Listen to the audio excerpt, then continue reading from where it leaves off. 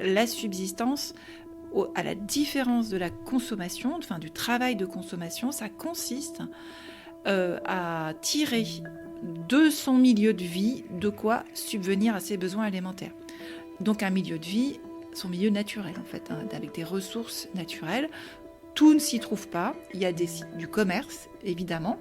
Le commerce n'a pas été inventé par le capitalisme. Toutes les sociétés paysannes sont très commerçantes, mais une grande partie est quand même transformée, produite.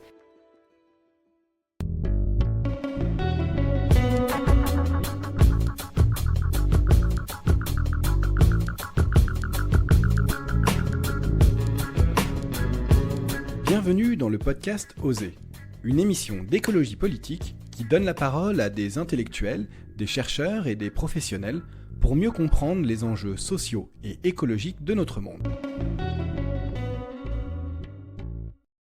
Bonjour Geneviève Pruvot. Bonjour. Et bienvenue dans le podcast Oser. Merci pour l'invitation. Je suis ravi de vous recevoir pour discuter de vos travaux de recherche et notamment de vos travaux sur la question de la subsistance et de l'écoféminisme. Mais avant de rentrer dans le vif du sujet, est-ce que vous pourriez vous présenter, nous dire un peu qui vous êtes et sur quoi vous travaillez ? Je suis directrice de recherche au CNRS en sociologie et je suis sociologue du travail sur les questions de genre et le mode de vie écologique. J'ai aussi co-dirigé un parcours en études environnementales. Et quoi dire d'autre ? Si, je suis aussi dans un projet national sur la construction en terre crue pour essayer de voir comment construire autrement, où on est moitié ingénieur, moitié maçon et moitié chercheur. Voilà. Merci beaucoup. Il y a deux livres que vous avez écrits qui m'ont beaucoup marqué. Le premier, c'est Quotidien politique. L'autre, c'est La subsistance au quotidien, sachant que les deux vont un petit peu ensemble. Et si je ne dis pas de bêtises, ils sont issus aussi d'une dizaine d'années de travail et d'enquête de terrain que vous avez réalisé. Avant de discuter du contenu, j'avais une question aussi sur le pourquoi. En fait, qu'est-ce qui vous a motivé à écrire ces deux ouvrages ? En fait, je souhaitais enquêter sur les modes de vie écologiques et aussi attester ou pas de leur viabilité dans le monde de la production-consommation, puisqu'on ne vit pas dans un monde qui a adopté un grand nombre de critères écologiques souhaités par mes enquêtés. Et donc j'avais un questionnement sur est-ce qu'ils existent, si elles existent, combien sont-ils, comment parviennent-ils à joindre les deux bouts, quelles sont les distances prises par rapport à la société de marché, au capitalisme. Et puis je faisais des entretiens récurrents. Enfin, je fais une campagne d'entretien dans différentes campagnes qui étaient assez identifiées comme étant relativement denses en alternatives écologiques, que pour ma part, je n'envisageais que rurales et pas forcément urbaines. Donc ça, c'est aussi un point d'entrée important.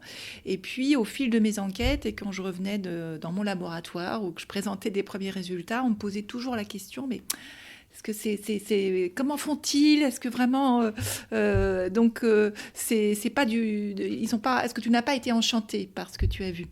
Et donc, en tant que sociologue, j'ai été tout à fait sensible à cette remarque et je me suis dit que les personnes qui veulent vivre ici et maintenant autrement sont taxées d'utopisme ou d'irréalisme ou d'être subventionnées par leurs parents ou d'arrêter au bout de 3 ans parce que l'alternative se dissoudrait assez rapidement. Et moi, je voyais des personnes qui persistent, des territoires très denses. Et donc, je me suis donné les moyens d'enquêter sur justement les moyens matériels qui permettent à ces alternatives de persister sur un territoire.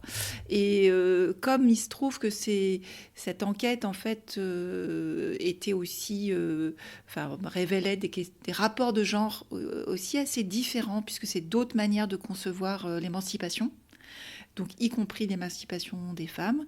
Je me suis posé des questions sur le corpus de textes féministes que j'avais à ma disposition pour rendre compte de ces femmes qui, par exemple, refusaient de faire carrière au sens classique du terme et menaient d'autres formes de carrière sans pour autant être dominées.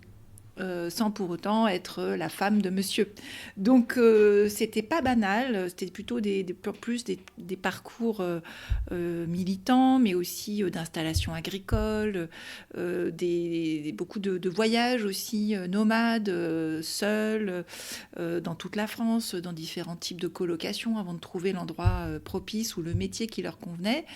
Et donc, je me suis dit, je ne peux pas utiliser mon corpus habituel sociologique, y compris en études de genre, et je suis tombée sur les textes écoféministes qui croisent donc l'écologie et le féminisme. Et là, ça m'a apporté énormément de cadrage, à la fois théorique, mais aussi empirique, pour comprendre cette population hors norme, mais bien réelle, hein, pas hors sol. Alors justement, c'était une de mes premières questions pour certaines personnes. Alors, bon, même si on parle de plus en plus d'écoféminisme, hein, maintenant, effectivement, je pense que ces dernières années, le terme est de plus en plus utilisé, en tout cas dans certains milieux. Est-ce que vous pourriez revenir sur ce que c'est l'écoféminisme, d'où ça vient, et peut-être qu'est-ce que sont les écoféminismes, parce qu'il y en a peut-être plusieurs? Oui, alors l'écoféminisme, déjà en France, c'est un peu particulier parce que le terme a été créé par une Française qui s'appelle Françoise Daubonne, qui a écrit un texte dans lequel qui s'appelle Écologie/féminisme, voilà, elle l'a créé d'abord en 1974 dans un précédent ouvrage. Puis elle n'a pas fait une carrière ni universitaire. Ce mot ne va pas rester en France, va partir aux États-Unis, où il sera inventé visiblement à peu près au même moment. En France, on va oublier en fait Françoise Daubonne. Ces textes seront plus du tout réédités. Et il faut attendre les années 2010 pour que ça commence. Il va y avoir un programme de publication, notamment dans la collection d'Isabelle Cambourakis dans la collection Sorcière aux éditions Cambourakis. Mais aussi d'autres textes vont être publiés là depuis 10 ans. C'est impressionnant. Puis là, évidemment, l'anthologie d'Émilie H qui s'appelle Reclaim, hein, qui est vraiment fondatrice pour tout le renouveau du mouvement écoféministe, parce que justement, c'est une anthologie qui révèle, qui montre qu'il y a une variété d'écoféminisme, de l'écoféminisme socialiste à l'écoféminisme anarchiste, à l'écoféminisme spirituel ou culturel. Et donc, il y a autant, je dirais, d'écoféminisme qu'il y a de féminisme. Il y a un écoféminisme matérialiste aussi. Et moi, c'est celui qui m'a le plus intéressée. Et qui va pas s'appeler matérialiste immédiatement, mais qui est plutôt d'inspiration, qui va rentrer en fait dans la matérialité des rapports sociaux et qui va prendre le nom, qui est créé par des Allemandes et qui prendra le terme en Allemagne de féminisme de la subsistance. Et ensuite, elles se qualifieront d'écoféministes. Hein, elles vont lire Caroline Merchant. Voilà, Vandana Shiva, qui est peut-être plus connue, en tout cas dans la sphère altermondialiste, va être très proche de ces féministes allemandes. Et la plus connue aussi dans cette constellation, c'est Silvia Federici, qui a été beaucoup traduite, la première à avoir été traduite, et qui connaît très très bien notamment Maria Mies, M-I-E-S, je l'orthographie, parce que voilà, cette féministe allemande qui est décédée l'an dernier. Et donc, qu'est-ce que le féminisme de la subsistance? C'est quoi cet écoféminisme qui, moi, m'a plus intéressée que les autres formes d'écoféminisme? C'est un écoféminisme qui... Bon, alors déjà, la base de l'écoféminisme, peut-être pour le rappeler, c'est que c'est la mise en évidence d'une exploitation cumulée et croisée et indissoluble d'un côté de la Terre, qui va être considérée comme inerte, une matière inerte qu'on peut exploiter, et de l'autre du corps des femmes, qui vont être elles aussi associées, rangées du côté de cette nature qu'on peut exploiter sans compter. Et donc, l'écoféminisme dénonce cette double oppression qui va lancer, selon elle, un régime d'exploitation de la terre à partir de l'agriculture, la naissance de l'agriculture sédentarisée, qui va vraiment s'accélérer avec la révolution industrielle.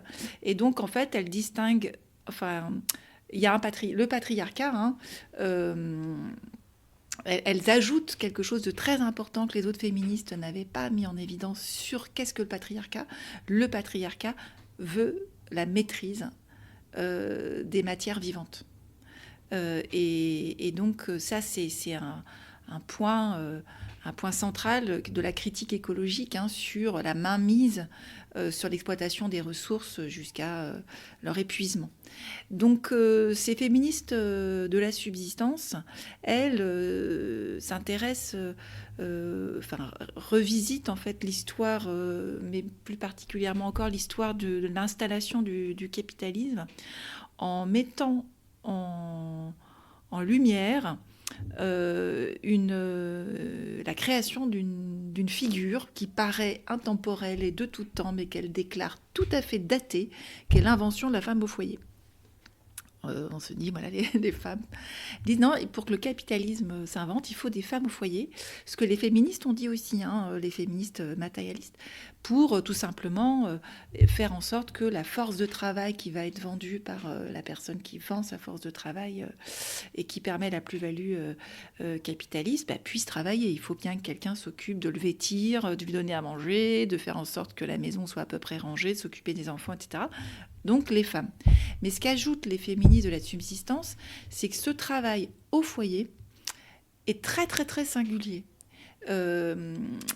Il est très singulier parce qu'en fait, il a lieu, il s'oppose à un autre type de travail, qui est le travail de la subsistance. Le travail de subsistance, il est très différent du travail de la consommation, en fait, et du soin particulier que peut faire une femme au foyer, ou même quand elle fait une double journée en étant la working girl et en s'occupant par ailleurs des tâches domestiques.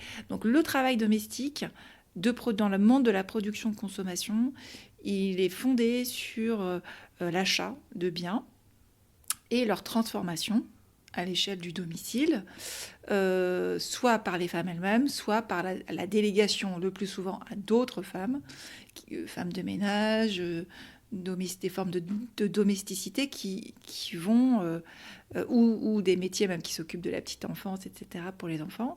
Sauf que ce travail de consommation qui est pénible, hein, c'est pas du tout ça qui est le problème, hein, pour les féministes de la subsistance, il est pauvre, selon elles, pauvre, aliénant, pauvre parce qu'en fait, il repose déjà sur une faible créativité. Parce qu'il s'agit d'assembler des produits préfabriqués. Il n'y a pas de possibilité ou alors à la marge sur le plan du loisir, de créer ces matières. En fait, c'est un travail qui consiste à acheter, réassembler, refabriquer. Ensuite, il est très solitaire, très équipé, outillé par des machines, qui visent de plus en plus, du reste, à ce que ce soit facile pour tous les membres de la famille. Et il est assez solitaire, à l'inverse du travail de subsistance qui, lui, se situait pas dans des familles où il y avait juste un père, une mère et des enfants et des appareils ménagers, mais dans un plus vaste groupe, qu'on d'ailleurs les anthropologues et les historiens appellent un groupe domestique. Ils n'appellent même pas ça une famille, hein, c'est un groupe domestique qui est très vaste. On peut appeler ça, moi j'appelle ça aussi les maisonnées, les anthropologues parlent de maisonnées. Et là, c'est une toute autre forme d'organisation, c'est-à-dire que donc il y a très peu de monde en fait, hein, dans un foyer domestique de production-consommation. La femme se retrouve spécialisée à faire ces fameuses tâches et elle dispose de produits en fait sur lesquels elle a très très peu de prise. Hein. À ma connaissance, les femmes ne fabriquent pas les fours avec lesquels elles se débattent quand il est ultra technologique et qu'on ne sait même plus comment l'allumer, et ne parlons pas des personnes âgées. Et alors que dans l'organisation en maisonnée, qui est plus typiquement l'organisation des sociétés paysannes et des sociétés aussi de chasseurs-cueilleurs, chasseuses-cueilleuses, là c'est un plus grand groupe. Il y a une division genrée du travail, mais tout le monde participe à la subsistance commune. Parce qu'en fait, la subsistance, à la différence de la consommation, enfin du travail de consommation, ça consiste à tirer de son milieu de vie de quoi subvenir à ses besoins élémentaires. Donc un milieu de vie, son milieu naturel en fait, hein, avec des ressources naturelles. Tout ne s'y trouve pas. Il y a du commerce, évidemment. Ça, le commerce n'a pas été inventé par le capitalisme. Toutes les sociétés paysannes sont très commerçantes, mais une grande partie est quand même transformée, produite ou soit au sein de la maisonnée, soit dans des maisonnées proches avec des systèmes d'échange. Et il y a vraiment moyen de pister les matières d'une maisonnée à l'autre, d'amont en aval, voire même d'ajuster les outils à sa main, de rectifier la production, voilà. Et ça, c'est un mode d'organisation qui est donc très collectif. Il y a vraiment pas, c'est compliqué de vivre complètement seul. Alors que c'est plutôt simple de se retrouver confiné, on va dire, avec plein de gens qui vous livrent des choses, avec son ordinateur, ses appareils ménagers, la fée, l'électricité, tout ça. C'est pas du tout possible en maisonnée. Et donc ça, ce travail de subsistance, il est très complexe en fait, tellement complexe que tous les alternatives que j'ai rencontrées qui veulent réenclencher des cycles de subsistance, je dirais, parviennent à peine à la cheville des arrière-grand-mères et des arrière-grands-parents qui étaient relativement autonomes, tellement c'était quand même bien organisé, à des échelles villageoises en tout cas. Et donc ça pose ces féministes qui réévaluent le travail de subsistance comme complexe, hyper collectif, tout à fait distribué entre les deux sexes et tous les âges. Les enfants comme les personnes âgées, tout le monde doit participer, chacun selon ses capacités. Certes, tout le monde ne fait pas la même chose, mais en fait, tout le monde est au courant de ce que les autres font. Et ça, c'est quand même, du coup, une organisation assez... Ça n'empêche pas le patriarcat, ça c'est sûr, mais ça crée un autre rapport, en fait, à ce type de tâches, à commencer par un concernement collectif, en fait, pour les ressources. Les choses ne surgissent pas d'un supermarché ou d'une opération abstraite consistant à sortir son porte-monnaie, donner un équivalent monétaire, en fait, pour obtenir des denrées nécessaires. Donc les féministes de la subsistance disent, en fait, il faut réévaluer le travail de subsistance.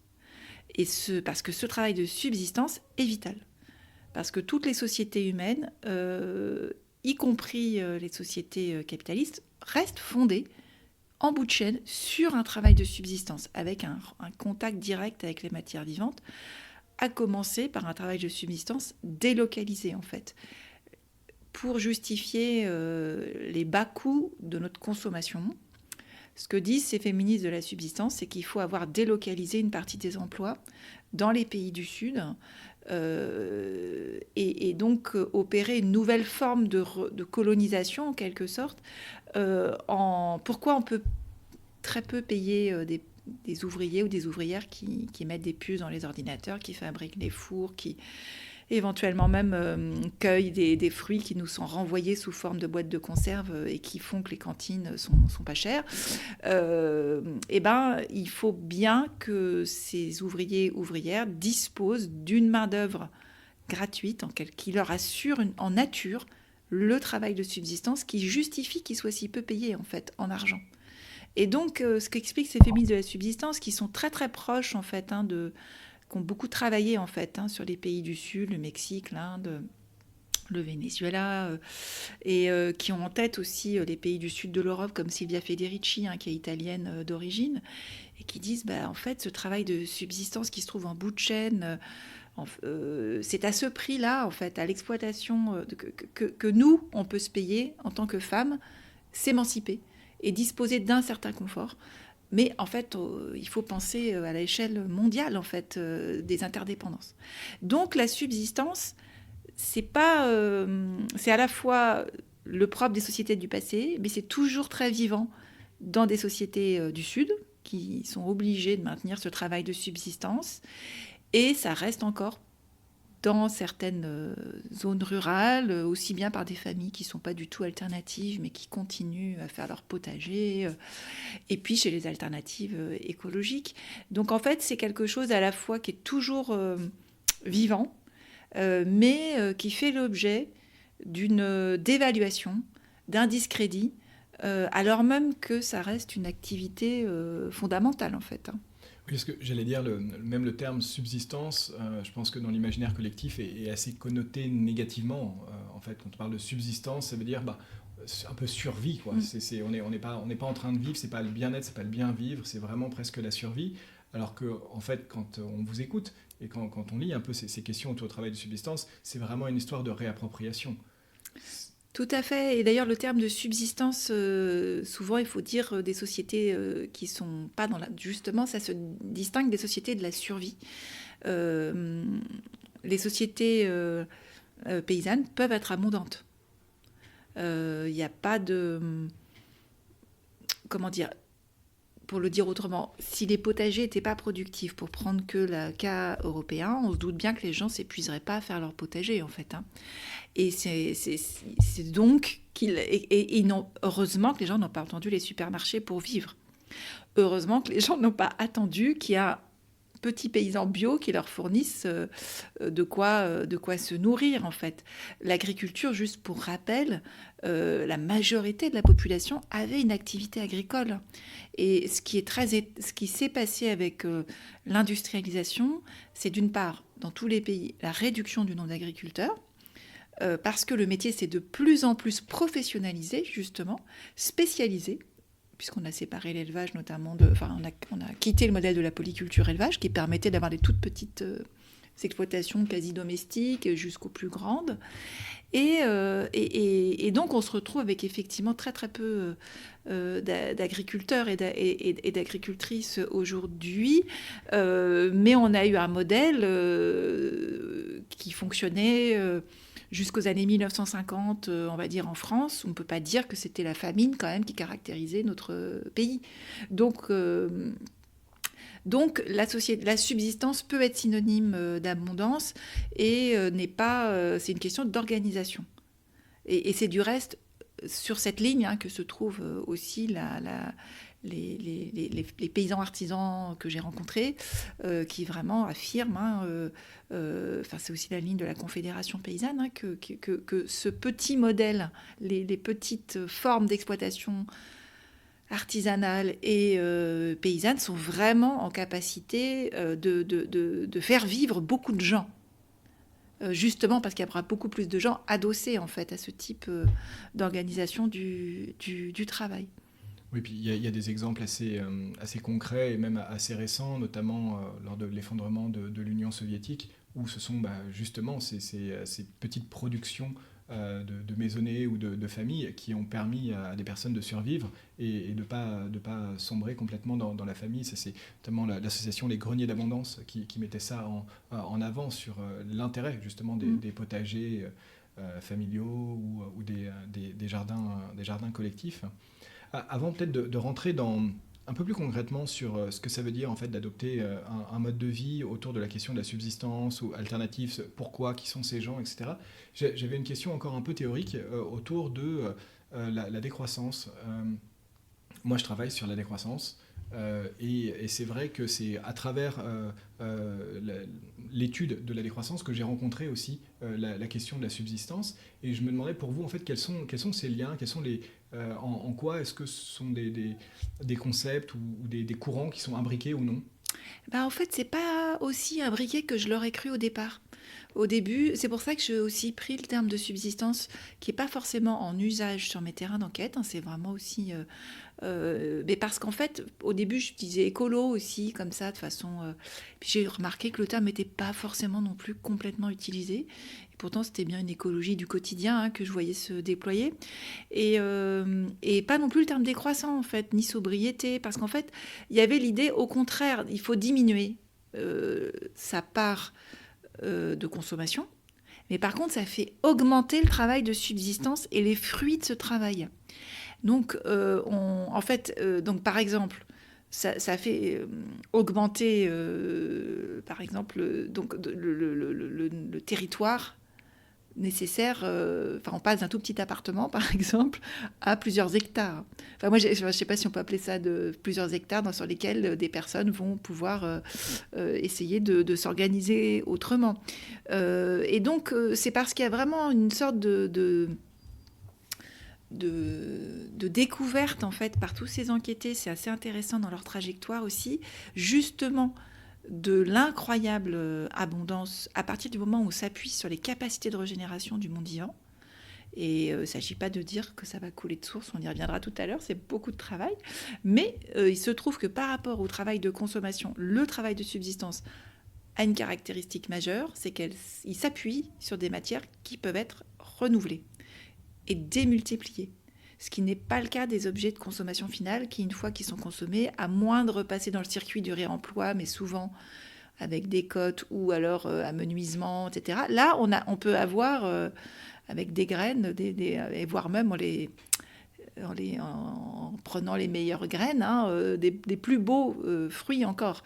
Donc c'est assez vertigineux en fait, de voir aussi à quel point, évidemment, que les industriels savent que ces choses se démultiplient, mais ils s'approprient justement ce savoir-là. C'est comme on parlait de réappropriation, c'est plutôt que ça a été réapproprié par des spécialistes, réinventé d'ailleurs, à travers soit des formes de semences ou qui seraient plus performantes, comme du type OGM, ce qui est très contestable.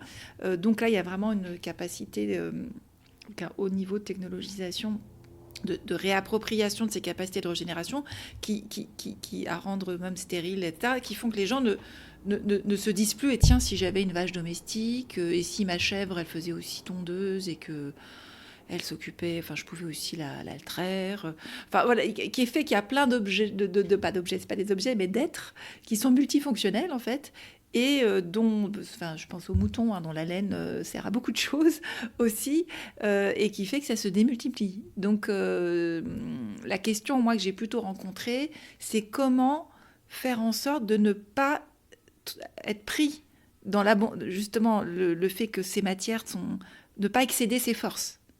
Puisqu'en fait, c'est plutôt un excédent qui peut naître du réenclenchement de l'abondance. Je ne sais pas si... Du coup, le mot décroissance, je ne l'ai pas utilisé. Oui, d'accord, je comprends. C'est plus une démultiplication du besoin de travail par rapport à l'abondance de matière qui est générée par ce travail et qui fait que, oui, décroissance n'aurait pas forcément de sens, au sens où on entend la décroissance aussi par une réduction du temps de travail, notamment. Ah oui, là, c'est pas le cas. C'est souvent un peu dans la littérature sur la décroissance. Généralement, on dit ça implique aussi une grosse réduction du temps de travail dans les pays du Nord, etc., pour réduire le métabolisme. Et oui, là, on se rend compte que non, sur la subsistance, c'est plutôt plus de travail. Et ce qui pose la question aussi, du coup, de la désirabilité par rapport à l'imaginaire de délivrance du travail qu'il y a dans la société de consommation. C'est vrai que j'ai été beaucoup marqué par le livre d'Aurélien Berland, Terre et Liberté, et notamment sur justement toute la différence qu'il oppose entre le concept de liberté et celui de délivrance. Et pourtant, il est assez présent, je pense, chez beaucoup de personnes qui vivent dans les sociétés de consommation des pays du Nord.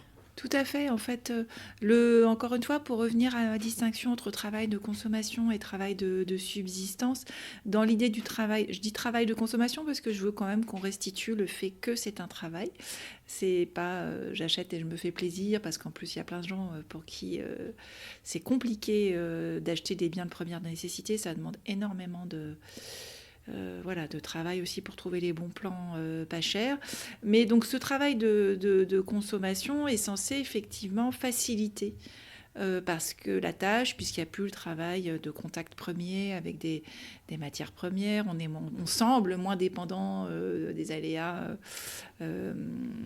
climatiques, ce qui d'ailleurs est à rediscuter en plein changement climatique.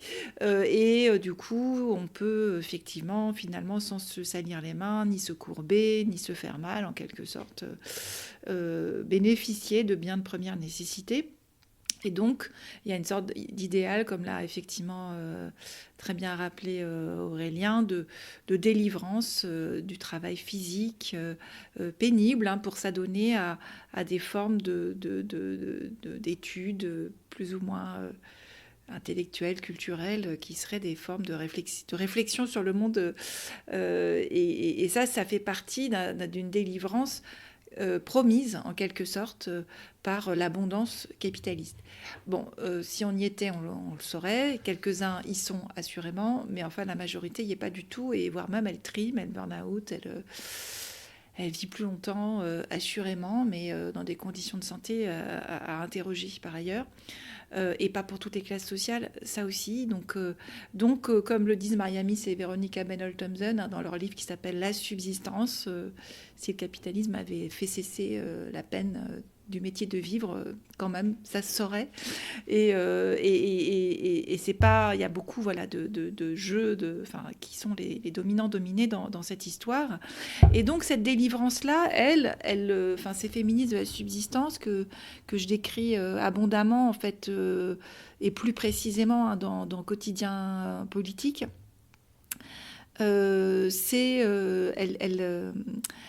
elle montre qu'en fait, il y a une forme d'autre délivrance, en fait, qui provient du fait, justement, d'entrer en lien fort, en attachement avec la matérialité du monde.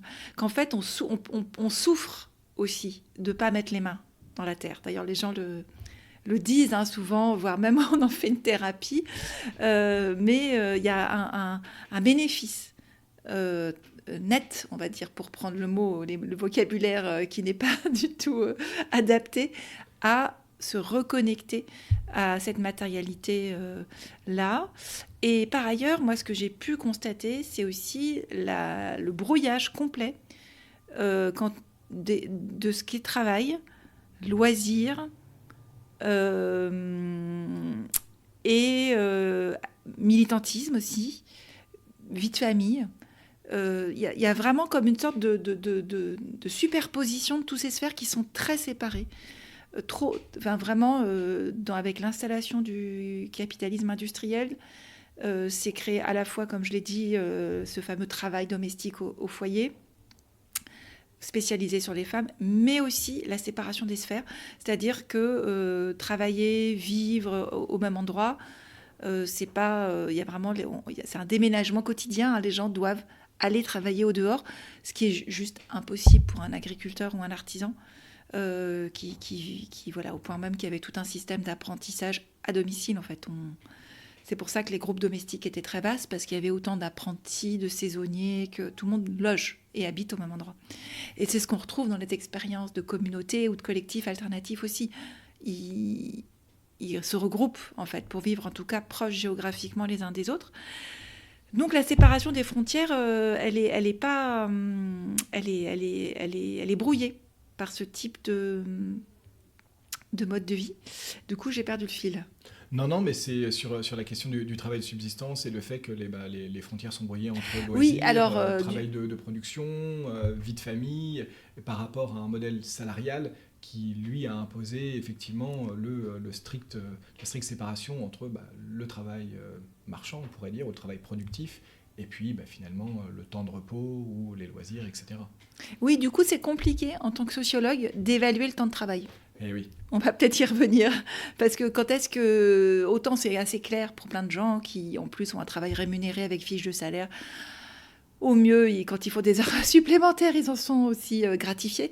Là, on est plutôt sur un travail un mode de vie qui est complet. Donc c'est plus... Mais en revanche, par contre, ça on peut peut-être quand même le dire, il y a deux types d'alternatives, et des alternatives plus nomades, plus voyageuses, de personnes en recherche du bon endroit, du bon lieu, qui peuvent parfois bénéficier des minima sociaux ou donner le coup de main ou s'installer dans des squats où ils ne payent pas le loyer. C'est surtout le fait d'avoir un camion, par exemple, ou de construire en habitat léger parfois le temps de pouvoir s'installer, qui requiert très très peu d'argent, vraiment, avec un fort système d'hospitalité.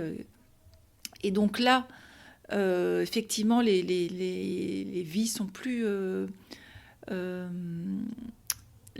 disons que la subsistance, elle se fait ponctuellement, quand on est sur un lieu et les personnes y participent. Et puis de l'autre côté, on a quand même le groupe des paysans artisans, on va dire, paysannes artisanes, ou des gens qui bossent à mi-temps salariés, et puis qui par ailleurs occupent beaucoup d'espace-temps à sa réenclenchement de cycles de subsistance abondants, et qui, eux ont plutôt un temps très extensif donné à l'articulation de ce double travail, parce qu'en fait, on ne quitte jamais la production-consommation. C'est pas des utopies dont je parle, c'est des gens qui ont une voiture, qui ont un téléphone portable, qui essaient de s'émanciper du système d'emprunt au maximum. Mais enfin voilà, c'est pas non plus des gens qui vivent sur une autre planète. Donc ils sont aussi obligés de connaître les codes et d'avoir un bout qui se trouve dans le monde conventionnel, tandis que l'autre bout majoritaire va être dans le monde des alternatives et avec un déploiement d'énergie gigantesque, parce que ces alternatives-là, elles sont combattues, elles sont pourchassées, elles sont réprimées. Donc ça demande énormément d'efforts, en fait, aussi, pour tenir le cap. Mais justement, ouais, on va rentrer un peu dans le détail de ce que ça veut dire d'adopter un mode de vie alternatif, et puis qui sont ces personnes, parce que pareil, je pense qu'il y a beaucoup de préjugés ou d'idées reçues sur justement ces personnes-là, comment elles vivent, et ça peut être vraiment intéressant justement de les démystifier un petit peu. Du coup, peut-être une première question, c'est déjà comment vous avez rencontré ces personnes-là, parce que je veux dire, c'est quand on habite Paris ou une grande ville, trouver des alternatives rurales écologiques, je veux dire, ça se fait peut-être pas comme ça, il faut être introduit. Donc, qui sont ces personnes? Où est-ce qu'ils s'installent? De quelle manière? Un peu comment est-ce qu'ils vivent? Alors, en ce qui me concerne, ça s'est fait beaucoup par boule de neige, parce qu'il faut quand même se dire que dans les classes moyennes, alors déjà ces personnes sont majoritairement issues des classes moyennes et supérieures éduquées. Très très peu d'enfants d'ouvriers et d'ouvrières. Donc ça c'est quand même un marqueur important, c'est pas un scoop, c'est connu depuis les années 1980, on sait que, on va dire, les populations qui s'affilient au champ de l'écologie politique sont pas des enfants d'ouvriers. C'est pas non plus des classes sup. Vous voyez, c'est cet entre-deux. Donc ça reste, c'est constant.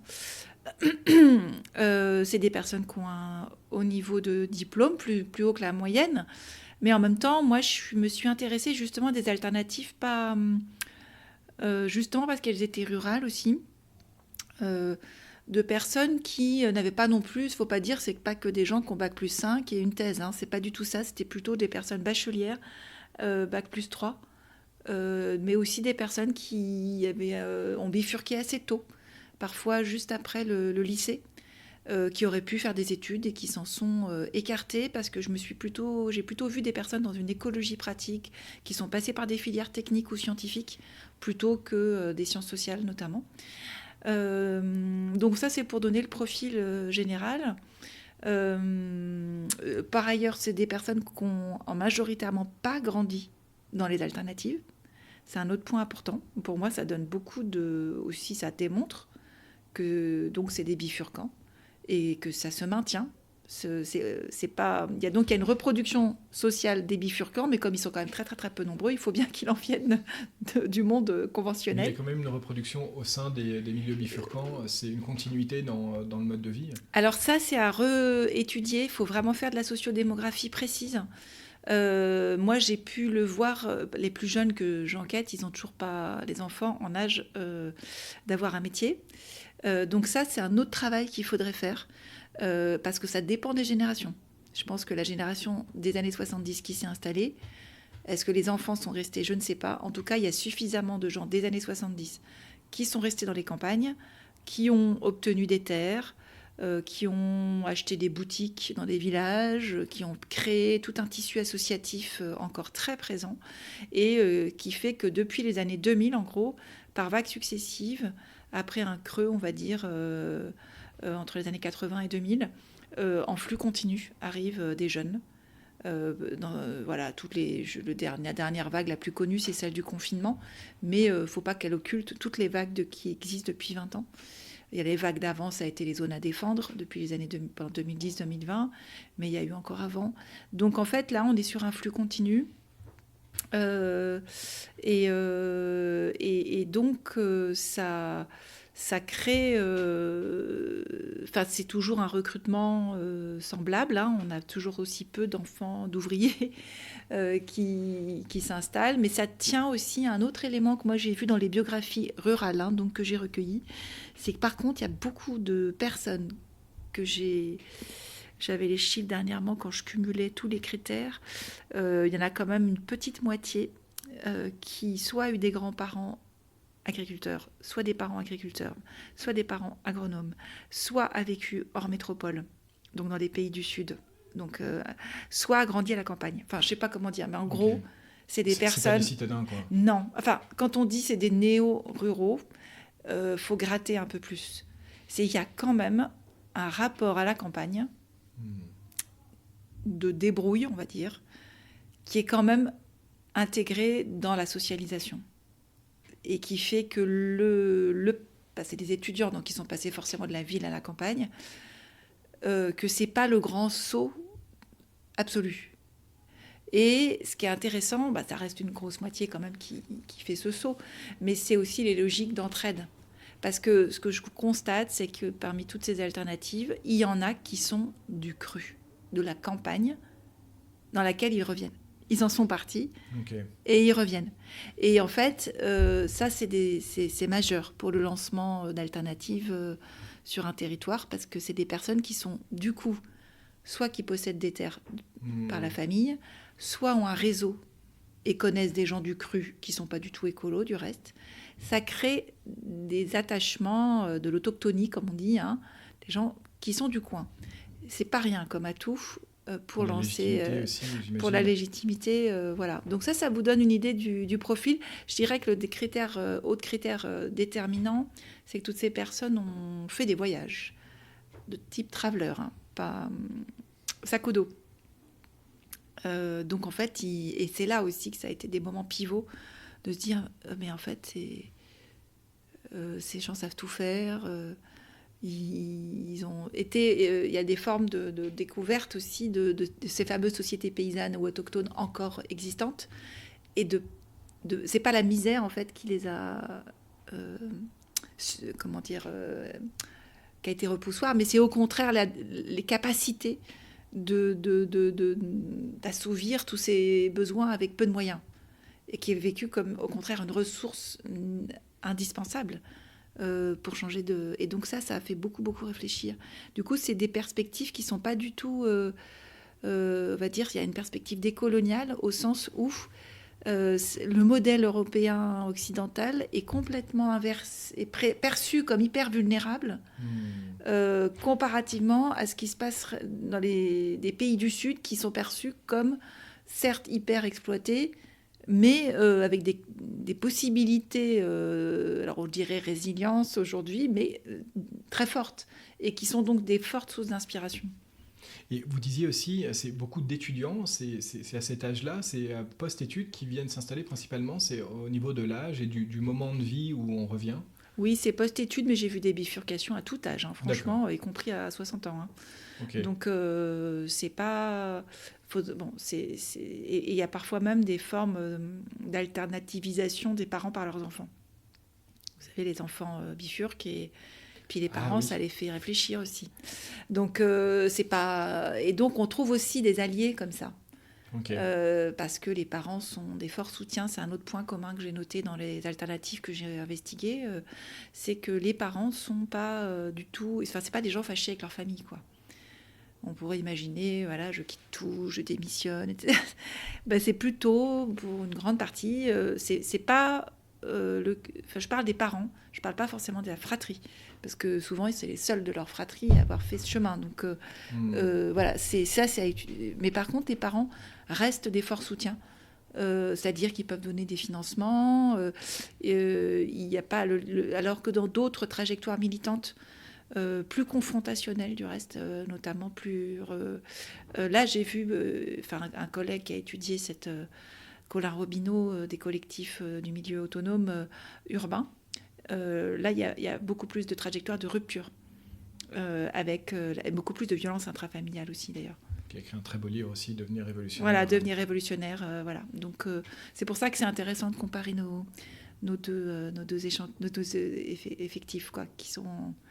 Et on a un peu gratté autour, mais est-ce qu'il y a une raison ou des raisons qui apparaissent évidentes sur le pourquoi en fait de la réinstallation ? Est-ce qu'il il y a un imaginaire ou quelque chose qui l'émeut particulièrement sur le choix d'adopter ce mode de vie, soit parce qu'ils sont nés dedans, soit parce qu'ils veulent y revenir? Je pense qu'il ne faut pas négliger quand même le choc que ça constitue de grandir avec des destructions environnementales. Et que plein de jeunes, en fait, depuis longtemps, les écologistes, ça date des années 70, donc ça fait longtemps que le diagnostic sur le désastre environnemental, il est présent et que les causes aussi sont répertoriées.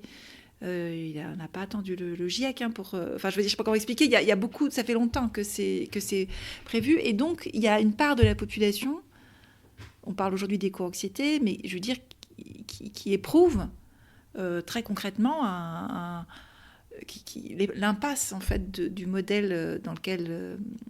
dans lequel ces personnes ont grandi, et qui donc se bifurquent en connaissance de cause. C'est-à-dire, non pas en se disant je vais intégrer le système et je vais changer de l'intérieur, mais en se disant il faut se mettre en marge de ce système et vivre ici et maintenant autrement. Et donc cette urgence-là, elle est exactement celle qu'ont vécu les jeunes après 68, qui après l'échec, le fait que la révolution de 68 n'ait pas abouti, se sont dit on va la faire depuis la campagne.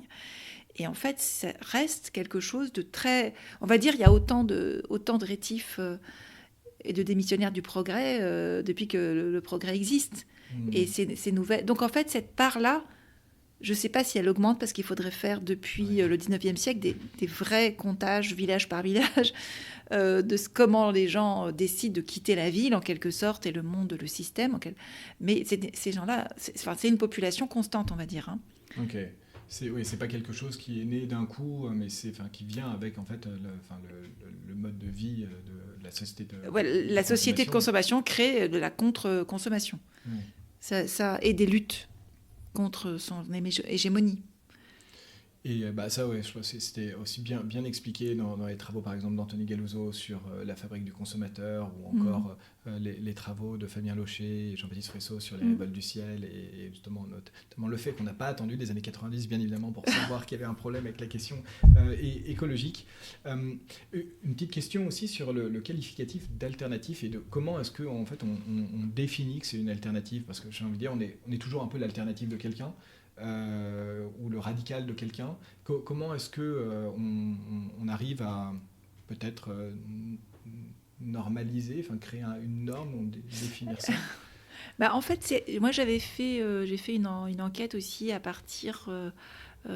j'ai tapé tout simplement alternative dans le fichier de la BNF. Alors ça paraît tout simplement, mais ça donne une idée aussi de quand ce mot est suffisamment digne pour paraître dans un titre. Et donc c'est plutôt au début des années 1980. Le terme alternative est employé dans des textes, des ouvrages consacrés à la gauche, écrits par des gens de gauche. Donc le mot alternative est très très peu employé à l'extrême droite. Et ça, c'est assez constant. Et le terme d'alternatif, du coup, a été employé pour désigner la gauche alternative, notamment dès les années 70-80, alternative libertaire aussi. Donc c'est un mot qui a vraiment beaucoup été utilisé du côté de la gauche et de l'extrême gauche. Ça, c'est un premier point. Deuxième point, ce terme... est un terme faute de mieux. Parce qu'en fait, dans les années 70, il y a les gens qui changent de vie, qui font ce fameux retour à la Terre, ils s'appellent des hippies.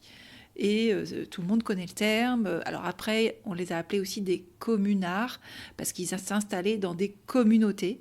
Donc on les a appelés à l'époque, on les appelait communards et hippies. Dans les années depuis les années 2000, donc là aussi j'ai regardé les ouvrages qui essayaient de désigner cette population, que moi après j'ai appelée alternative, et là il y a plein de termes, alors les décroissants, les défricheurs, les utopistes, il y a plein de mots qui sont disponibles, mais il n'y a pas de terme fédérateur qui apparaît. Et donc ça veut dire plusieurs choses. Ça veut dire que justement, c'est un flux continu, c'est plus un mouvement circonscrit sur une décennie, mais voilà. Ça veut aussi dire que ça s'est normalisé.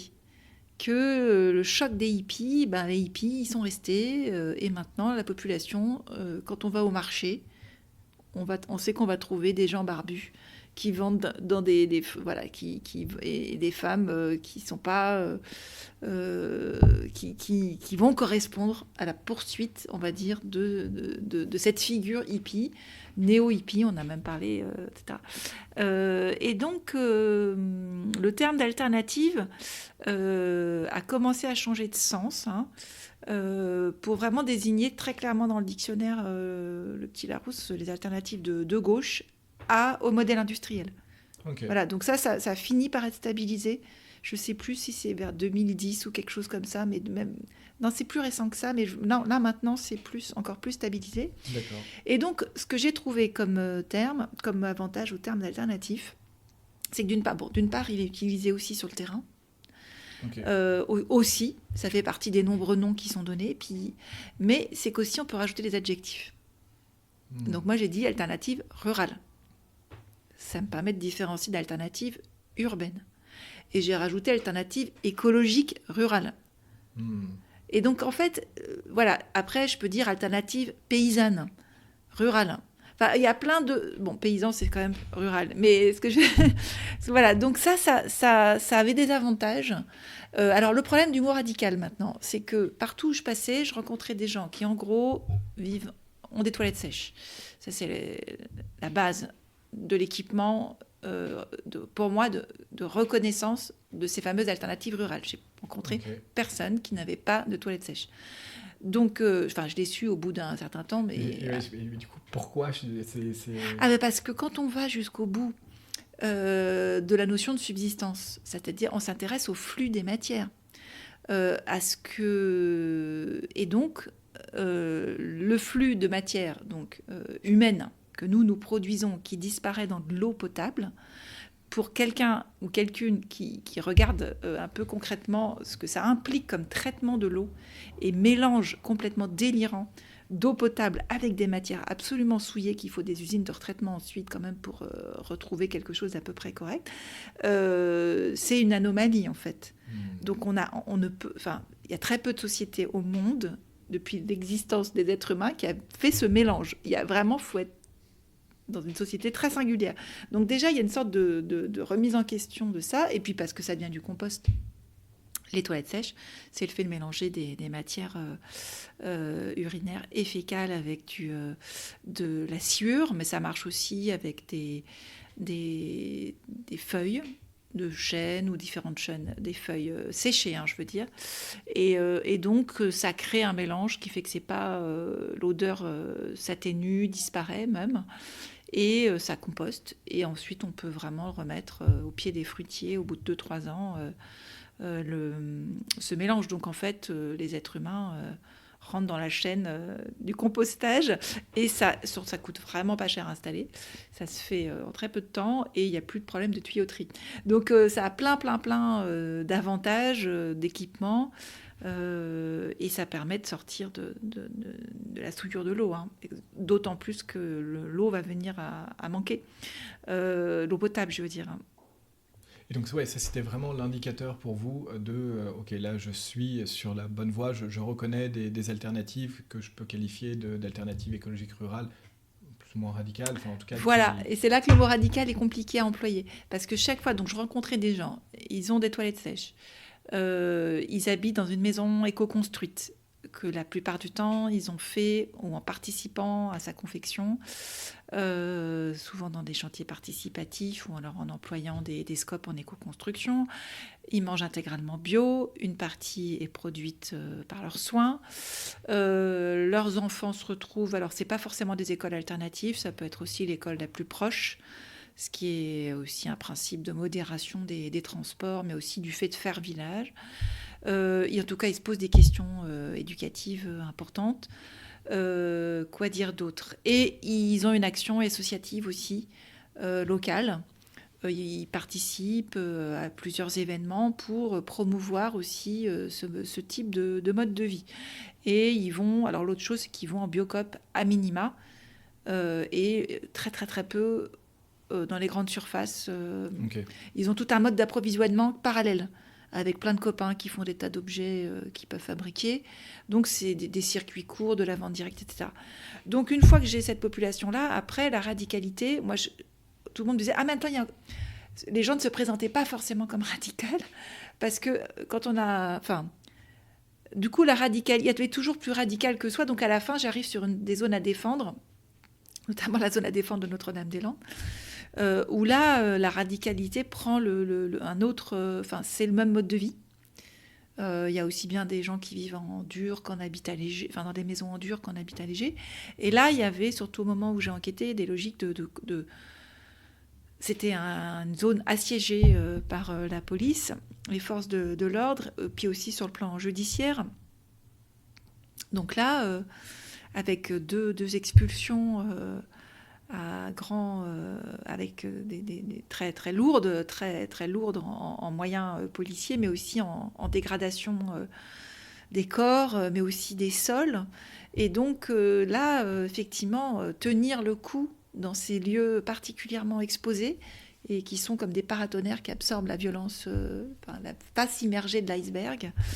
Là, il y a effectivement une forme de radicalité à vivre dans un espace-temps quand même très, très, très rudoyé, en fait, maltraité et dans lequel visé en tout cas par le pouvoir. Du coup, voilà, la radicalité, on peut aussi l'employer, mais ce qui est intéressant, c'est de voir que ça circule. Dans ces radicalités-là, elles peuvent quitter une zone à défendre, s'installer dans une campagne voisine ou autre, ne serait-ce que pour prendre un peu de repos. Parce que c'est compliqué, c'est de lutter, de concentrer à ce point toute la violence d'État. Et en plus, et après, sur la zone, il y a des gens qui vont se décrire comme plus radicaux, eux-mêmes se dire ah non, mais la radicalité, ça va consister à habiter en habitat léger. L'habitat léger, c'est-à-dire pas une maison construite en dur, c'est plutôt ce qui est habitat démontable.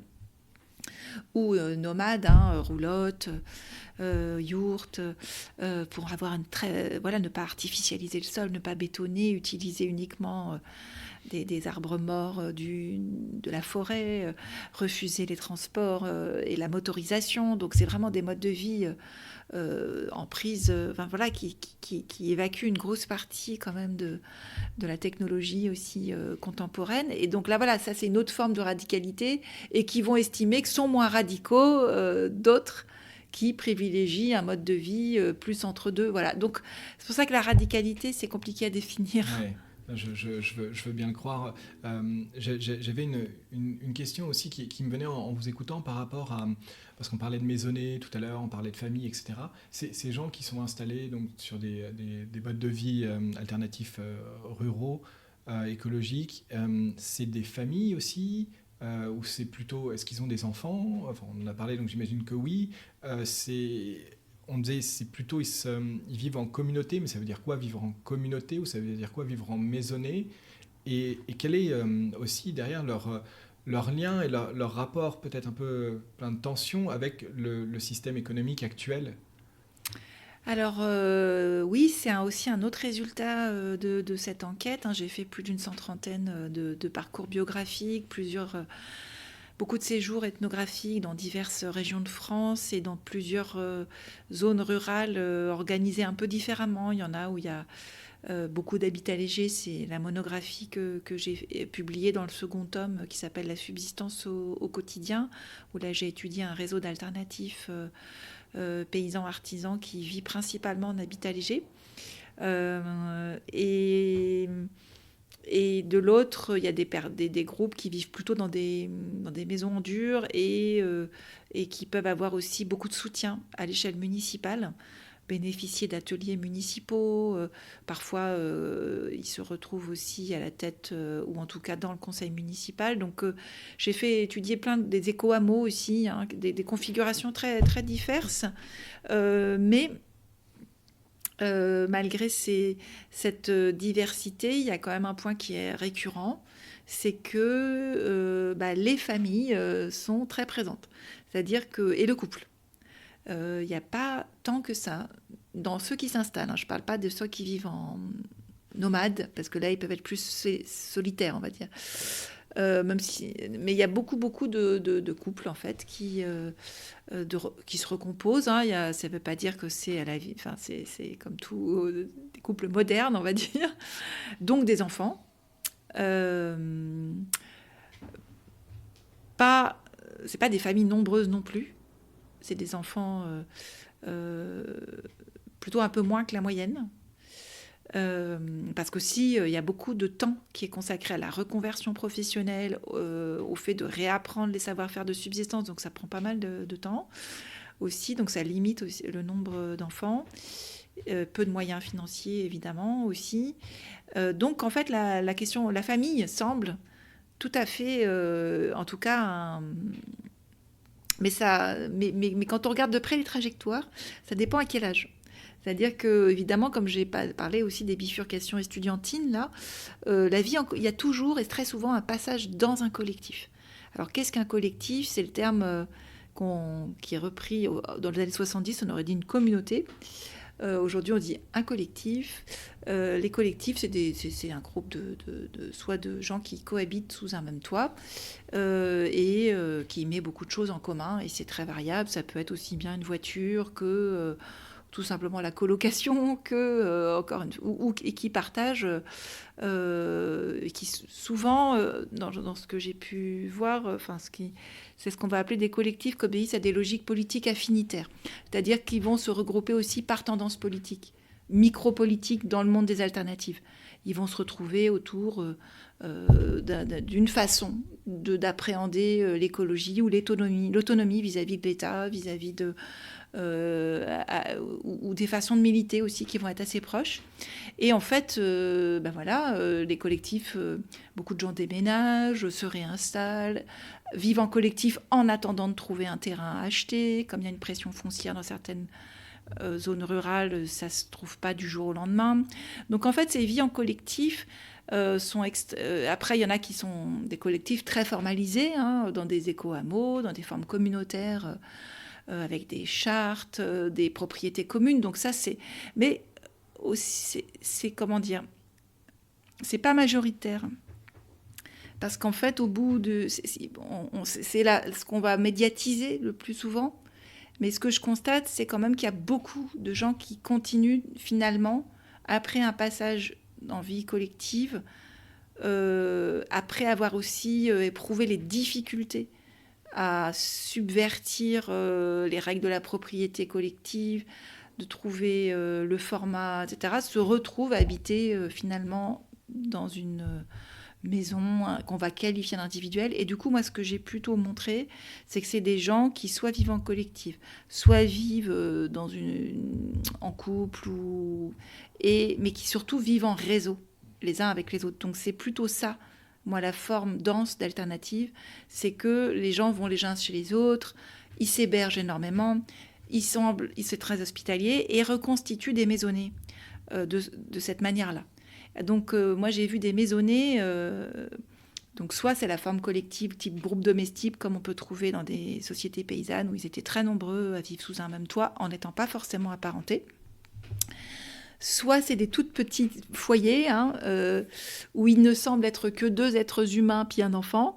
Mais en fait, ils sont beaucoup plus que ça parce qu'il y a plein d'animaux, plein de plantes, plein d'arbres et qui font partie intégrante de cette subsistance réinventée.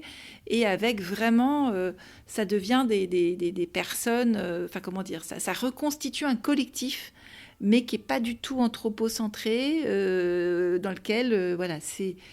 et ça, c'est ce que j'ai essayé d'étudier plus particulièrement dans le livre « La subsistance au quotidien », parce que c'était le cas le plus fréquent. Donc, c'est un couple de boulangers paysans qui travaillent à 4 mains, et avec une petite fille de 3 ans, et j'ai décidé de les suivre du matin au soir.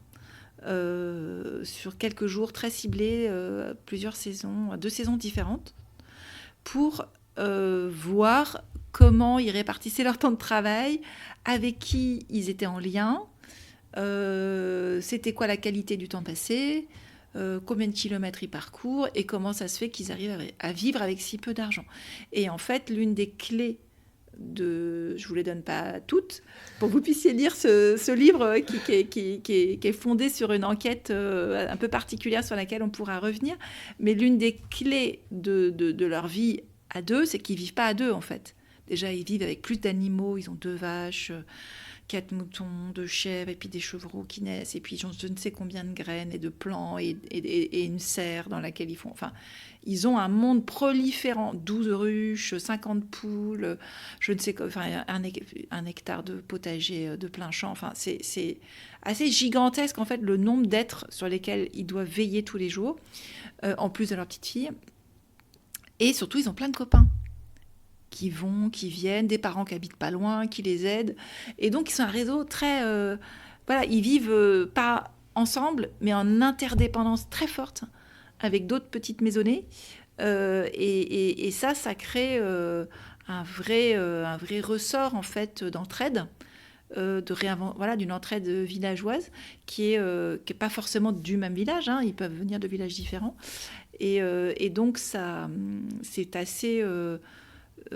c'est ça qui permet en fait aussi de résister aux coups durs, qui, comme tout monde social, il n'échappe pas aux coups durs.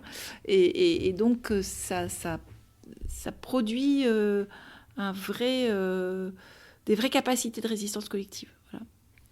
Et justement, j'imagine coup dur aussi par rapport à la dépendance au système économique, au système capitaliste, le fait d'avoir quand même besoin d'argent, besoin de gagner, parce qu'on n'est pas même dans un réseau en capacité d'avoir une autonomie totale. Et du coup, quelles sont justement ces dépendances principales? Comment est-ce qu'ils arrivent à faire avec? Alors, déjà, c'est... un premier ressort, hein, ça consiste à s'achalander dans un marché parallèle, qui est le marché de la bio. Et après, tout le marché de la bio ne convient pas, parce qu'il y a du bio business industriel, qui d'ailleurs ne va pas leur vendre à eux préférentiellement. Donc c'est déjà un marché d'interconnaissance, de gens en qui ils ont confiance, et qui leur vendent préférentiellement aussi. Donc, un circuit très, très court. Ça, c'est un premier point, ce qui fait qu'effectivement, se lancer tout seul au milieu de la Beauce, c'est un peu compliqué quand même. Donc, c'est pour ça qu'il y a des regroupements territoriaux assez importants. Mais après, ce qui est intéressant, c'est que à force de se regrouper, il n'y a plus assez de terre, donc il faut bien bouger un petit peu. Puis peut-être qu'un jour, ils arriveront aux portes de la Beauce. C'est mon espérance. Donc, premier ressort, un marché parallèle, qui est quand même se maintient depuis les années 80. Il y a un vrai marché parallèle du monde de la bio, avec ses potiers, ses artisans, ses couturières et couturiers. Enfin voilà, faut pas négliger ce marché-là, qui est un marché qui ne vise pas donc l'accumulation, ni qui vise au bien vivre, au sens... il ne s'agit pas de créer 3 succursales, mais de répondre à des besoins. Donc ça, c'est un point important, parce que tout le monde y veille quand même. Deuxième point, ça veut dire qu'il faut produire une partie de ce qui aurait dû être acheté. Donc c'est quand même l'autonomie, des formes d'autonomie alimentaire, de fabrique, de bricolage aussi, extrêmement important, y compris énergétique aussi, enfin en tout cas en utilisant des énergies renouvelables, en limitant évidemment sa consommation énergétique drastiquement, de possibilités de réparation et de maintenance mécanique avec un certain type de moteur réparable. Donc il faut quand même un certain nombre de compétences pour... et donc ça, c'est une deuxième ressort, ce qui permet donc d'aller sur le marché de la consommation classique, pour des produits très ciblés. Oui, j'ai oublié, j'y viendrai après. Des produits très ciblés qu'on ne trouve pas dans ces 2 autres manières de faire. Et ces produits très ciblés, il se trouve que par ailleurs, pour partie, on peut les trouver sur le marché de l'occasion. Donc l'autre marché parallèle, c'est la récup, ce qu'ils appellent la récup. Alors récup, soit alors Le Bon Coin, mais avant Le Bon Coin, enfin il y a des vide-greniers, Emmaüs, et puis l'autre chose qui est un peu que moi j'ai pu observer dans mes ethnographies, c'est que les gens, quand ils voient qu'il y a des alternatives qui s'installent, les flux, les dons affluent. Et je me suis dit, j'ai voulu me débarrasser de mon armoire parce que j'ai voulu mettre un placard Ikea à la place. Vous voulez pas mon armoire, pas de buffet.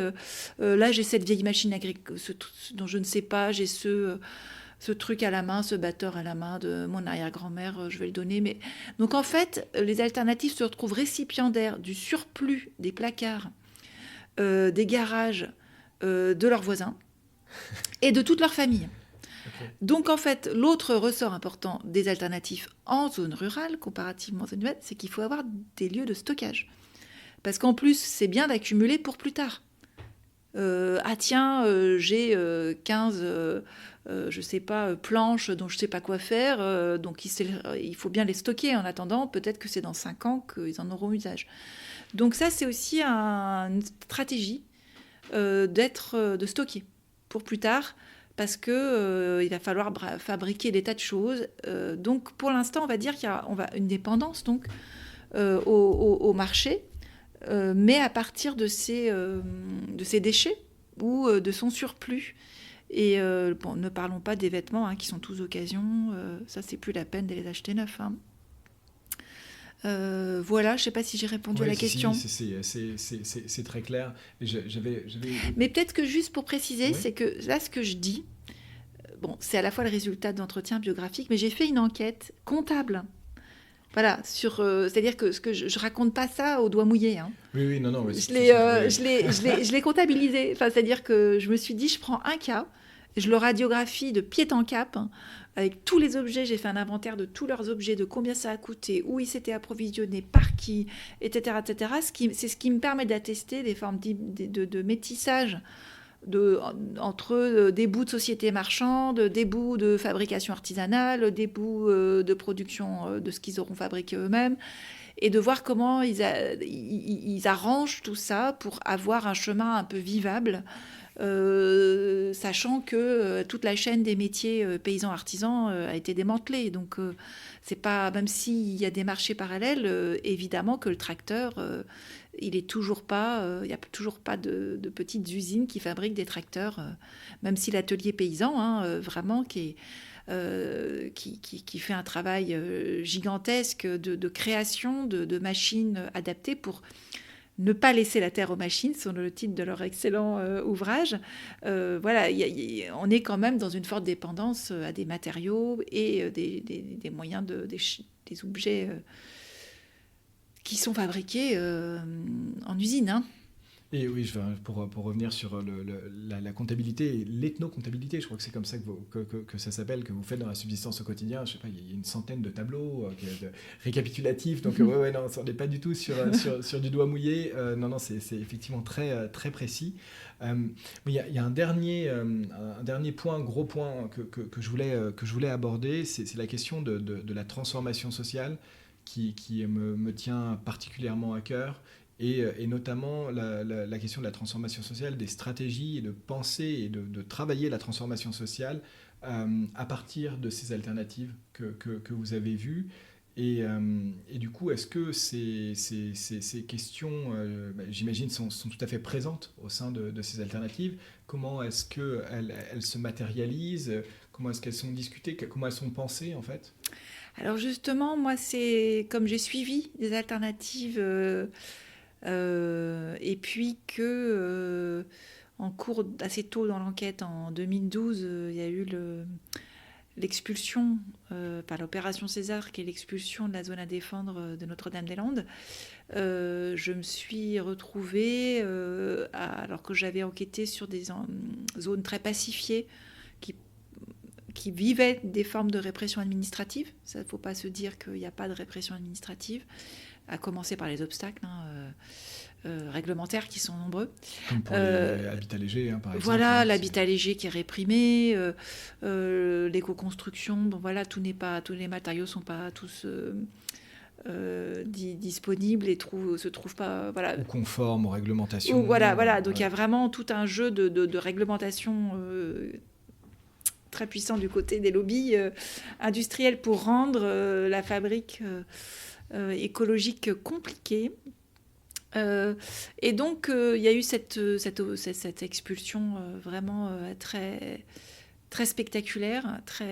Et donc, je me suis retrouvée aussi à participer, à enquêter, participer, parce qu'on ne peut pas enquêter sans participer, à ma manière, à cette lutte. Et donc à naviguer en fait entre ce que j'ai qualifié après de lutte frontale d'un côté et de lutte feutrée de l'autre. Sachant que ça circule beaucoup et que surtout les zones à défendre ou les grands projets inutiles, du jour au lendemain, vous pouvez habiter dans une zone rurale et puis va arriver une A69, une autoroute au pied de chez vous, un champ d'éoliennes, alors que vous êtes pour le petit éolien, et puis tout d'un coup, ça va se faire à une échelle industrielle qui, elle, détruit des paysages, des oiseaux, enfin...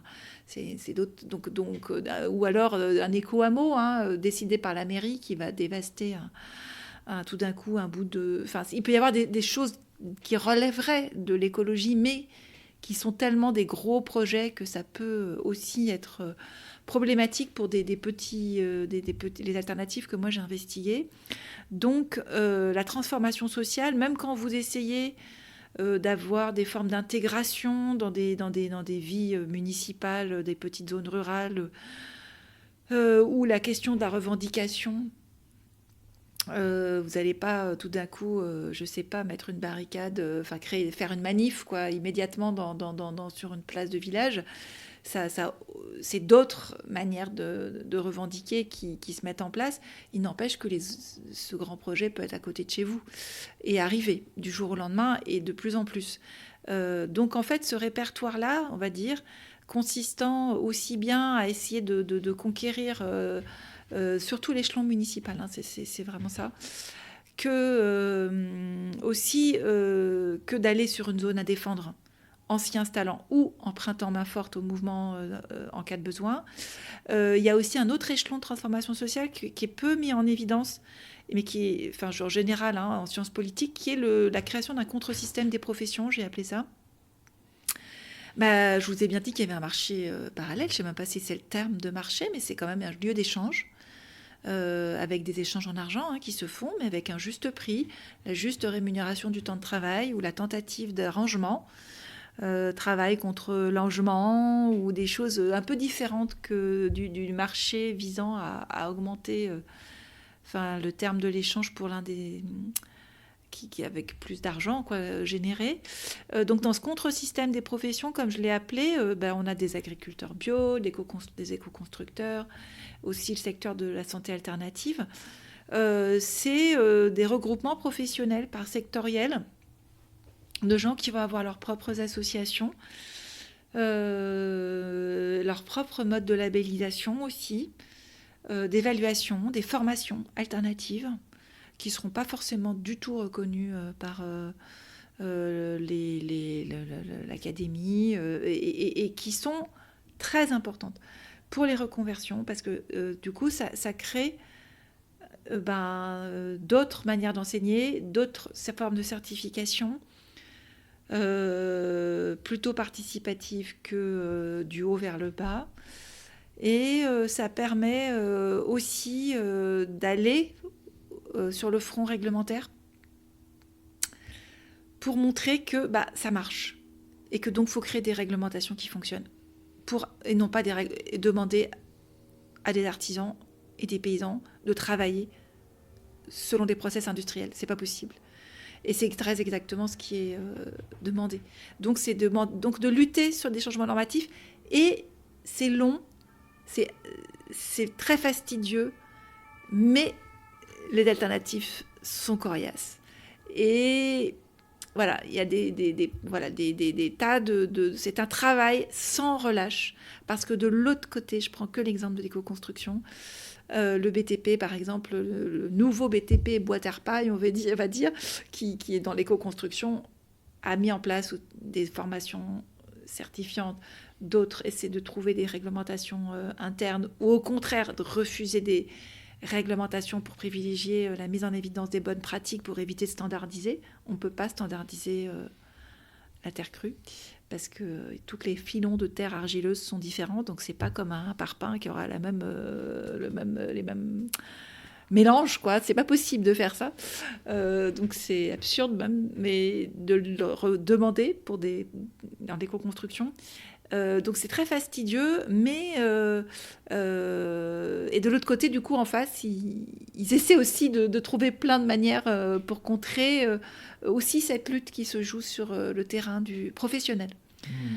Parfois dans dans des syndicats, il y a soit de nouveaux syndicats qui sont créés, soit donc ça c'est une autre manière de lutter et de ce qui fait qu'en fait, ce qu'on peut se dire, c'est qu'il y a des gens qui cumulent tous ces fronts de lutte.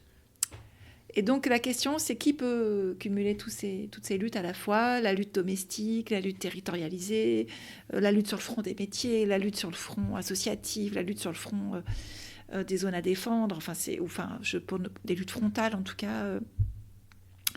Et voilà, donc là il y a des moments de vie. Et donc ce qui est intéressant, c'est que ça se vit sur un parcours biographique quand même, et que en gros, c'est que les personnes qui n'ont pas à charge d'enfants vont pouvoir cumuler tous ces fronts. Mais voilà, c'est un peu des répartitions qui se font parce que c'est extrêmement... ça prend énormément de temps et de concentration d'énergie pour être sur ce cumul qui n'est pas un cumul des mandats, au contraire, qui est un cumul des charges minorités à se partager entre peu de gens, quoi. Et justement, quand on fait face à une telle répression ou oppression ou difficulté de la part de l'État, moi j'avais été très marqué par la lecture de James C. Scott sur l'œil de l'État, notamment on parlait de normer, standardiser, contrôler, etc. Je pense que c'est magnifiquement bien expliqué dans son livre. Et on disait tout à l'heure... une des stratégies vise peut-être à prendre une mairie ou une collectivité, mais ça veut dire quoi? Réussir à se faire élire, réussir à devenir majoritaire dans une collectivité pour endosser le pouvoir de cette mairie, avoir la main sur le foncier, par exemple. C'est des choses qui concrètement se passent? Oui, ça se passe dans certaines zones densément alternatives. Il y a des vrais renversements, en tout cas, de mairie, mais aussi des retours de bâton, au sens, enfin je ne sais pas si c'est la bonne formule, mais au sens où l'enjeu c'est d'être réélu ensuite. Et là, il peut y avoir des familles du coin, des gens plus hostiles en fait aux alternatives, et puis qui voient surtout toutes les initiatives et qui s'interrogent en fait sur qui se sentent en fait quasiment parfois dépossédés de leur propre territoire. Et donc il y a des équilibres, c'est des équilibres très fragiles qui demandent beaucoup de diplomatie, de négociation pour éviter qu'après l'élection aille à l'extrême droite par exemple. C'est vraiment des avancées complexes. Il n'y a pas de raison. En fait, je veux dire, il faut quand même se dire que c'est pas, ça reste une population minorisée en fait. C'est-à-dire, c'est pas comme si elle était portée par un mouvement de masse soutenu par des gouvernements. Donc, quand même si les campagnes savent qu'elles sont les oubliées de la République et que le mouvement des Gilets jaunes en témoigne, répond à ça, il n'empêche que quand même, c'est complexe de refiler les clés, entre guillemets, pour plein de gens, pour qui, malgré tout, le confort, l'accès, en tout cas, aux bons postes, de prestige, aux bonnes études, le fait aussi, par exemple, notamment d'avoir des sous en ayant la possibilité de convertir une terre arable en terrain constructible, ce qui permet quand même de gagner de l'argent. Alors, ça reste une vraie ressource, alors même que ce sera des populations alternatives qui vont dire non, il faut arrêter d'artificialiser. Donc en fait, il y a quand même on va arrêter. Enfin, donc il y a quand même des conflits. Mais moi, j'ai pas enquêté. En tout cas, j'ai enquêté sur un village qui était un moment de félicité, d'entente municipale avec un gars du coin à la tête de la mairie et son premier adjoint était néo-rural des années 60. Enfin, donc ça faisait un beau binôme.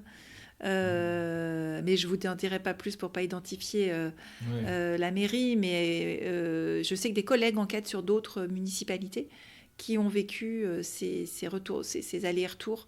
Donc je pense que je peux pas, j'ai pas enquêté assez spécifiquement, mais pour dire quand même que les fonctions électives, c'est pas non plus le gros de l'investissement de ces alternatifs et alternatives qui quand même font un pas de côté, qu'on pourrait qualifier, même si c'est pas toujours leur terme, de libertaire, au sens où quand même la foi en les capacités des institutions à transformer le système est très réduite.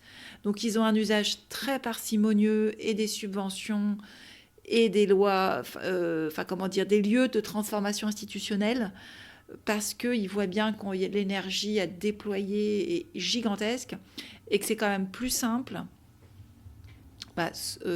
aussi de trouver des arrangements locaux. Donc l'échelle médiane, on va dire, ou alors d'être en confrontation directe, de sorte aussi à faire évoluer, à faire tout simplement aussi qu'un territoire sorte, échappe en fait à la mainmise de l'État. Donc, oui, je sais pas si... ça paraît difficile parce que ça paraît... Enfin, dans l'imaginaire, on se dit effectivement, c'est stratégie qu'on pourrait qualifier de sécessionniste, entre guillemets,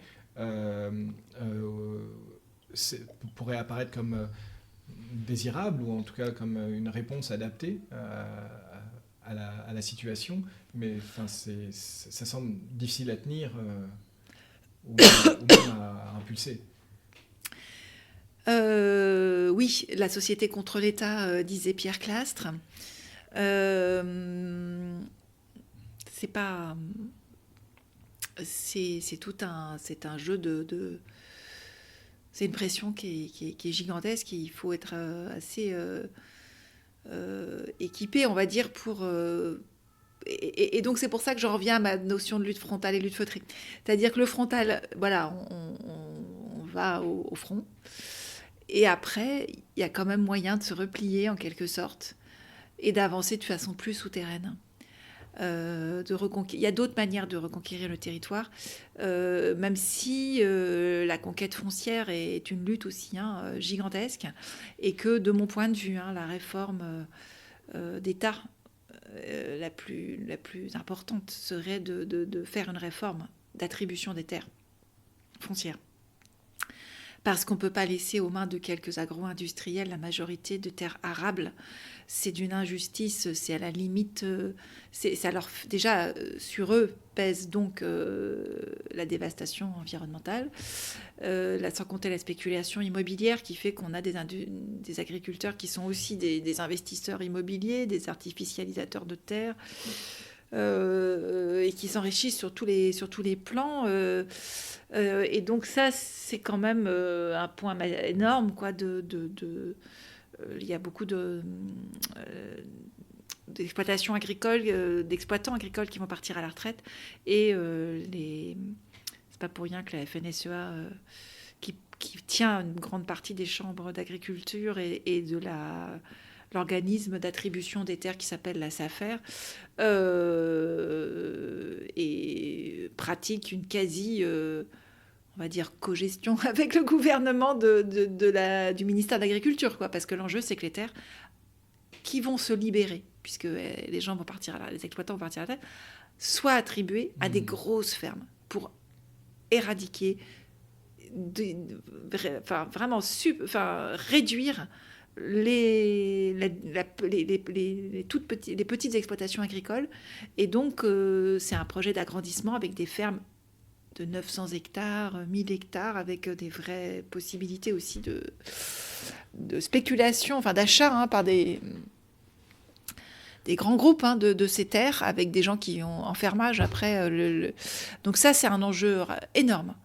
Mais c'est peut-être en ouverture et en conclusion de notre échange, peut-être pour aller là-dessus, moi c'est mon sentiment en étudiant des organisations alternatives aussi et en regardant les stratégies aujourd'hui, que la question de la lutte foncière à tous les niveaux et de la réappropriation de la terre, que ce soit des terres agricoles, que ce soit des terres de communes, que ce soit des terres dans lesquelles il y a des forêts, de la biodiversité, etc., paraît essentiel, voire peut-être l'aspect numéro un de la question de la lutte pour pouvoir justement vivre et développer d'autres manières de vivre, mais sans posséder la terre. Ça paraît difficile. Est-ce que vous diriez que c'est peut-être l'effort numéro un des militants aujourd'hui à mettre en œuvre, repenser l'appropriation de la terre? Alors, c'est à la fois, c'est tout un paradoxe. Oui, c'est la lutte numéro un, et c'est pas pour rien que les soulèvements de la terre, qui sont dans la suite du mouvement des zones à défendre, parce que c'est des mouvements qui sont centrés sur la réappropriation de terres arables, de forêts aussi, et de zones habitables, et qui donc revendique la possibilité d'augmenter en fait ce territoire-là, et qui soit pas un territoire clairsemé en fait, parce qu'on a des champs par-ci, des champs par-là qui peuvent être en bio ou pas du tout. Mais là, c'est pas pareil de les avoir sur 600 ou 1000 hectares d'un coup, parce que là, ça crée vraiment des vraies possibilités aussi de reconfigurer complètement l'organisation de l'agriculture notamment, et de ce qui serait nécessaire de cultiver ici et là. Donc cette lutte foncière, elle est gigantesque et elle prend plein de formes différentes. Et elle est d'autant plus importante que les communaux, en fait, les gestions communales, enfin les communaux plus exactement, se sont réduits, et les municipalités ont vraiment des vraies réserves quand même. Mais elles ne les utilisent pas nécessairement pour au profit, enfin en tout cas elles ne les mettent pas nécessairement à disposition des alternatives. Donc là il y a un levier vraiment pour que c'est au moins convertir les communes à les sanctuariser, ces terres déjà. Ce qui est aussi un des combats menés par Terre de Liens. Mais le levier, il est donc de pouvoir agrandir, de faire aussi que les communes agrandissent leur territoire foncier en lui gardant ses vertus communalisées. Autre ressort, et c'est pas loin des paradoxes, c'est d'acheter des terres, justement. Mais alors, c'est des terres qui sont... C'est ce que font beaucoup d'alternatifs. Ils achètent des terrains, voire même parfois ils achètent des terres agricoles, alors que beaucoup d'agriculteurs sont en fermage.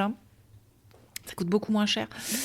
Mais ça, c'est aussi une technique, un enjeu. Mais c'est parce que ça permet aussi de planter des arbres, de faire de l'agroforesterie, de faire plein de choses sur la très longue durée. Donc, c'est un peu le paradoxe d'être contre la propriété privée par la propriété privée. Mais ça va poser des questions d'héritage, quand même. Et donc, est-ce que les héritiers ne voudront pas faire de la spéculation foncière aussi, immobilière à partir de ça. Donc la formule de terre communalisée dans l'état des forces, c'est quand même la stratégie la plus sûre, de longue durée. Mais en attendant, quand même, et donc là c'est un appel aux auditeurs et aux auditrices, si vous passez le diplôme d'agriculteur, vous êtes prioritaire pour l'achat de terres. Donc, passez votre diplôme. Ça fait partie aussi, je pense, pour des populations...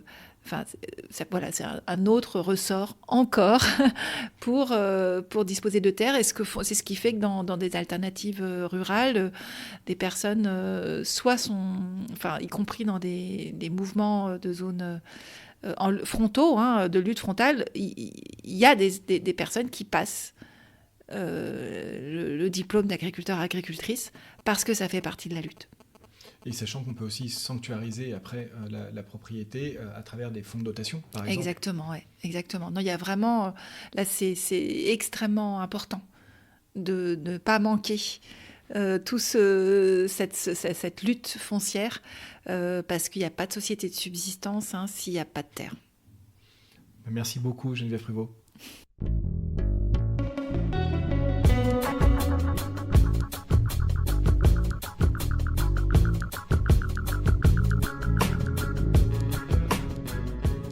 Merci d'avoir écouté cet épisode. J'espère qu'il vous a plu et que cela vous donne envie d'agir à votre tour. À bientôt pour un prochain épisode